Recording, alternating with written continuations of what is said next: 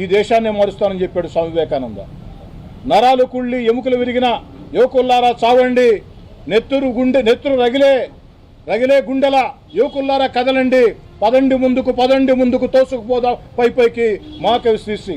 అలాంటి యువత ఖచ్చితంగా ఈరోజు ప్రజాప్రతినిధులైనా అధికారులైనా భారతదేశం మొత్తం, ఇది ఒక నెల్లూరు రూరలే కాదు, భారతదేశం మొత్తం ప్రశ్నించే తత్వాన్ని అలవాటు చేసుకోమని చెప్పని సవినయంగా పిలుపునిస్తూ ఉన్నా. దానికి ఒక రోల్ మోడల్లా 10 మందికి ఆదర్శంలా మీ అందరి సహకారంతో నెల్లూరు రూరల్లో నన్ను ప్రశ్నించవచ్చు అన్న కార్యక్రమాన్ని నేనే ప్రారంభిస్తున్నానని తెలియచేసుకుంటూ మీ వద్ద సెలవు తీసుకుంటాను. అదేవిధంగా కొంతమందిని ప్రశ్నించి దాడులు జరిగేది, కేసులు పెట్టేటువంటి పరిస్థితుల్లో మీరు తీసుకున్నటువంటి ఈ కార్యక్రమం మీ వరకు పరిమితం అవ్వాలనుకుంటున్నా లేదా 10 మందికి పూర్తిగా ఉండాలని కోరుకుంటున్నారు? నేను ఒక నెల్లూరు రూరల్కి ఎమ్మెల్యేని. నెల్లూరు రూరల్లో ఈ కార్యక్రమం తూచా తప్పకుండా పాటించి తీరుతాం. దాన్ని ఎవరు ఆదర్శంగా తీసుకున్నా అది వాళ్ళకే మేలు చేస్తుంది, ప్రజలకే మేలు చేస్తుంది.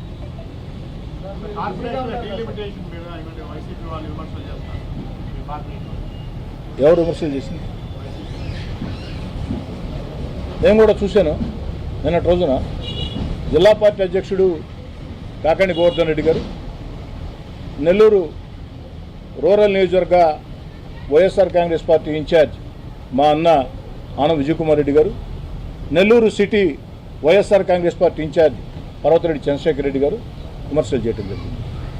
దానిలో మా కాకాణి గోవర్ధన్ రెడ్డి గారు ఒక అడుగు ముందుకేసి ఈ మార్పులు చేర్పులు, ఈ మతలబులు ఈ చేయటంలో కోటమిరెడ్డి సైరెడ్డి దిట్ట అని కూడా ఇచ్చాడు.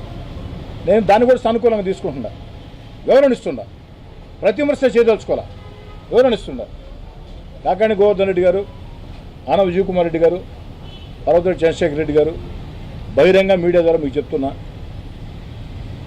నాకు అసలు దాని గురించి అవగాహన కూడా లేదు, డీలిమిటేషన్ గురించి అవగాహన కూడా లేదు, తెలుసుకోవాలని నేను ప్రయత్నం కూడా చేయను. ఎందుకనంటే అటున్నా ఇటున్నా అన్ని పార్టీలు ఉంటాయి, తెలుగుదేశం ఉంటుంది, వైసీపీ ఉంటుంది, అన్ని పార్టీలు ఉంటాయి, న్యూట్రల్ ఉంటారు.